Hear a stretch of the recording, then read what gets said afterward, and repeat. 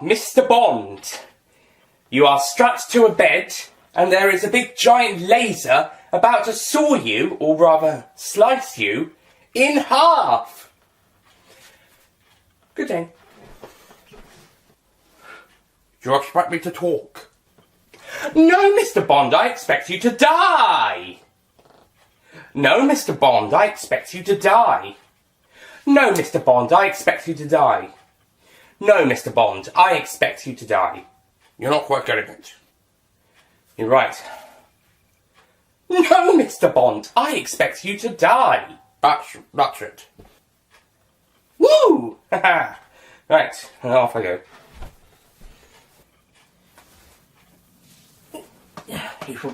He forgot to put some restraints on the bed. Shocking. Positively shocking.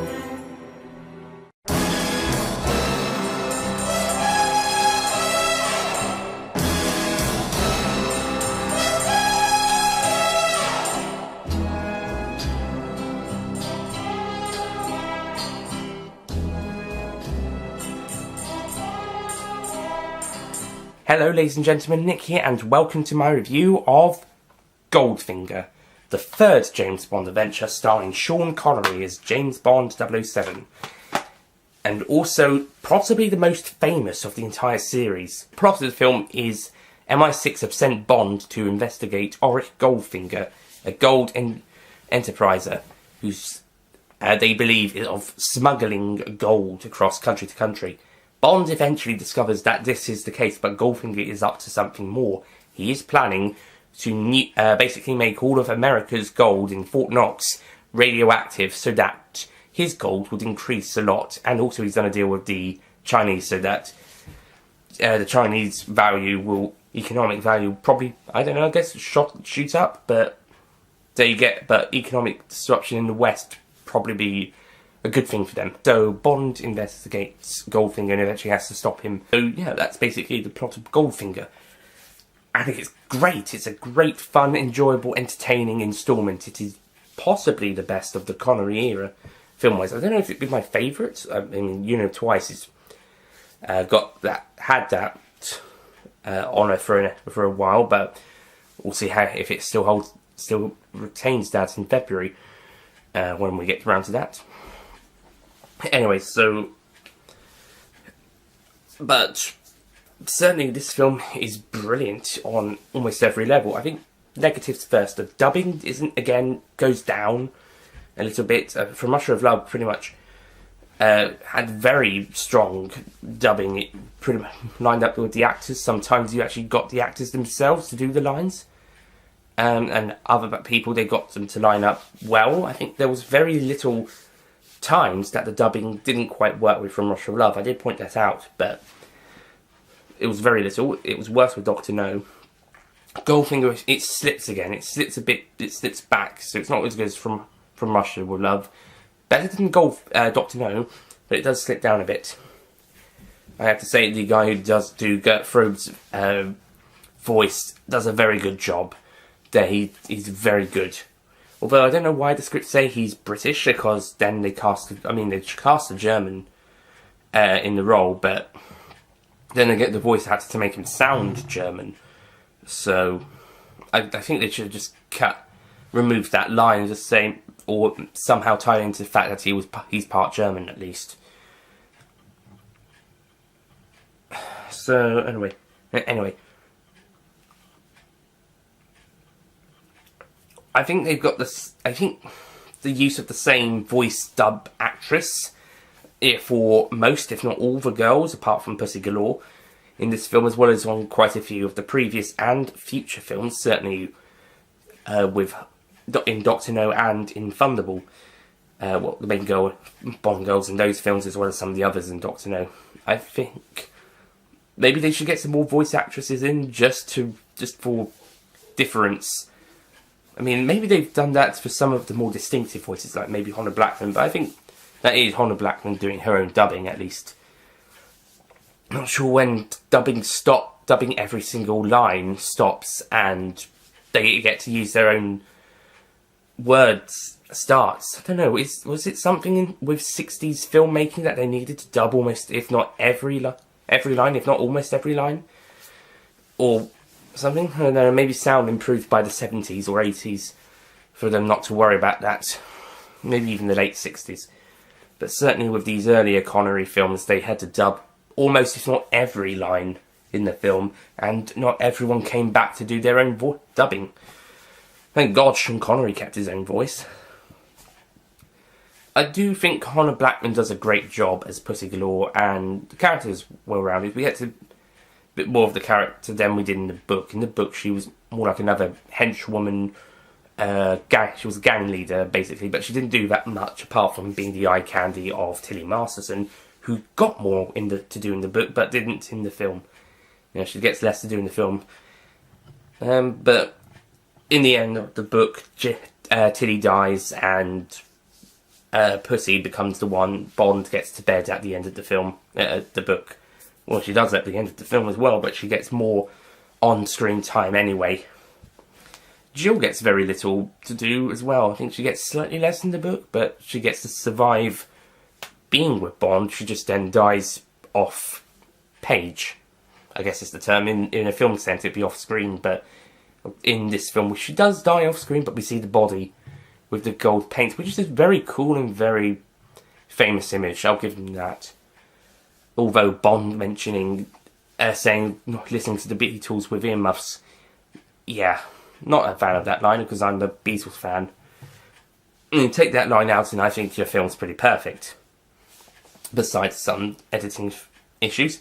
Cinematography-wise, it looks really good. I think some visual editing, it's a bit of a hiccup there and now, but that can be forgiven in some places. And it looks absolutely brilliant. I think everyone does a good job, does a great job. I think with From Russia with Love, they had production difficulties and they just put 100% effort into finishing it. This one, they just put 100% effort into making it, and that, from what I heard, there wasn't really much production difficulties. So, yeah, this one sounded like it went smoothly. I mean, please say otherwise. And I could see why it became the mega hit that it did. It is such a great film.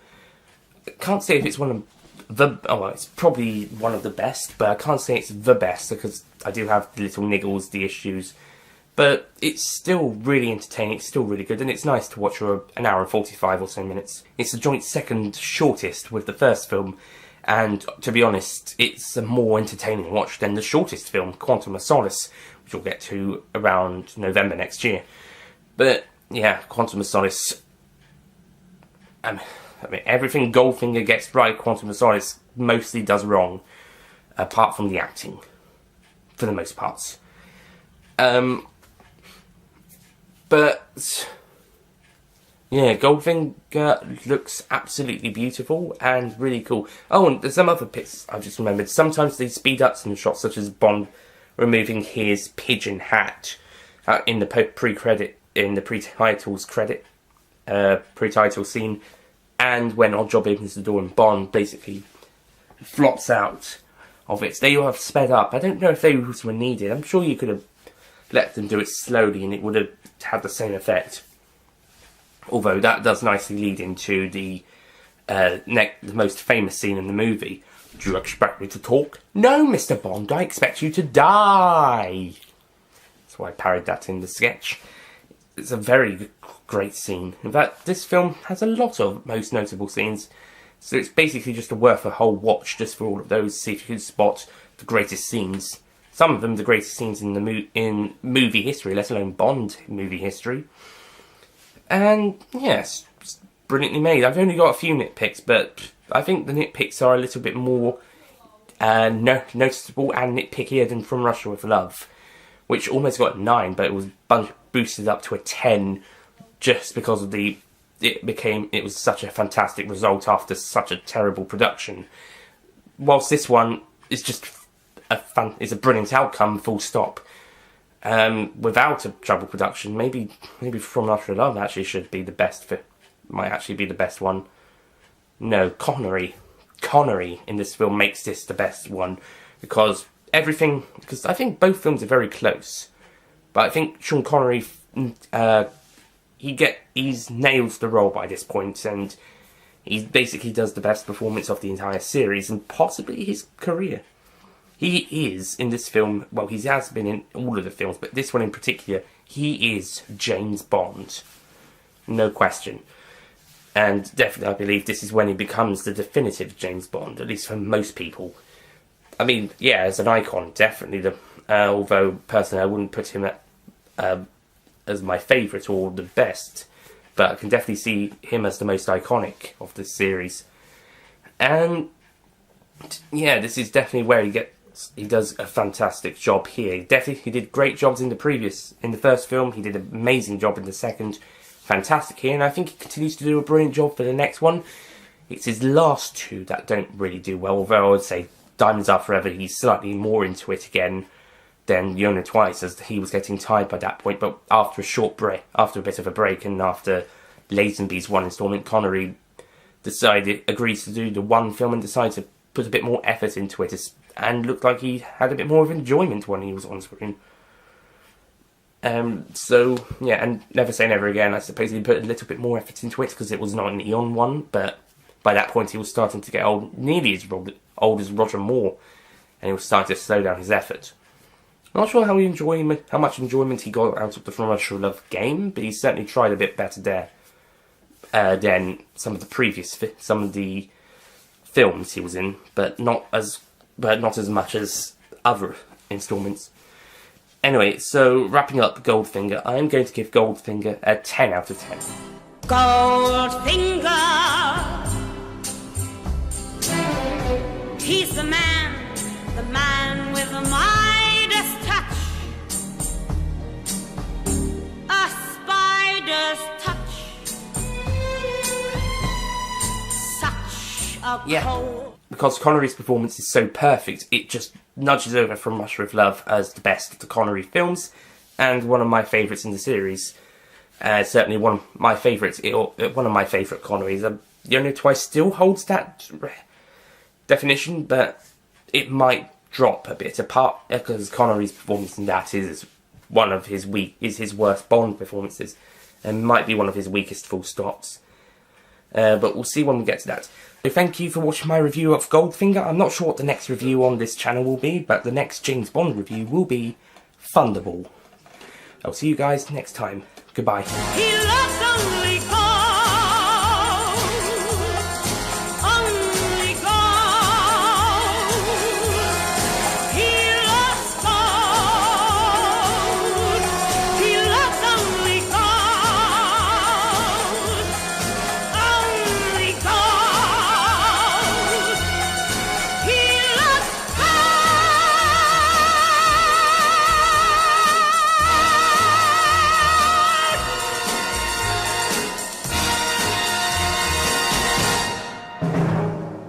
Don't forget to click below to subscribe to the official Nicholas Payne Retro YouTube channel.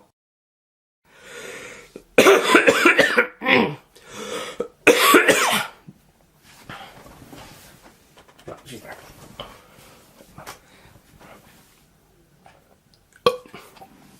plot of the film is Auric Goldfinger has been basically noted.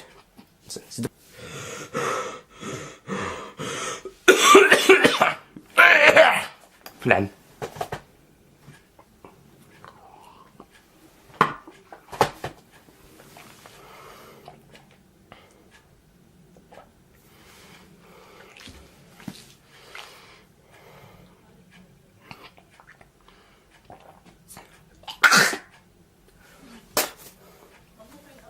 Oh, helpful.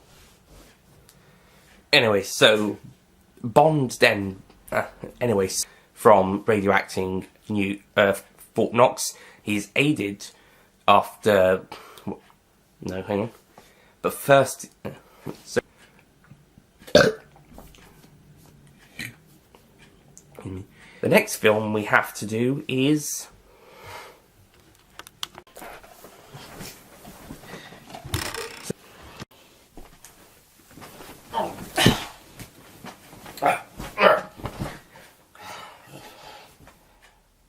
Actually, I should come on milk, shouldn't I? Oh.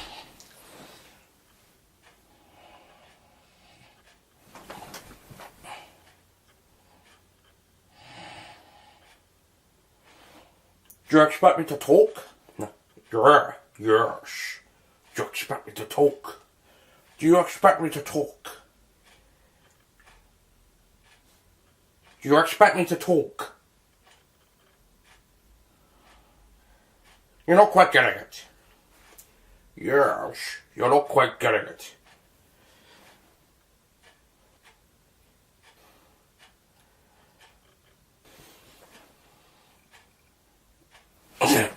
Done.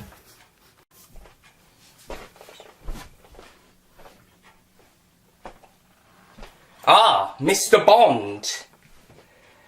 Oh, no, I should go this way.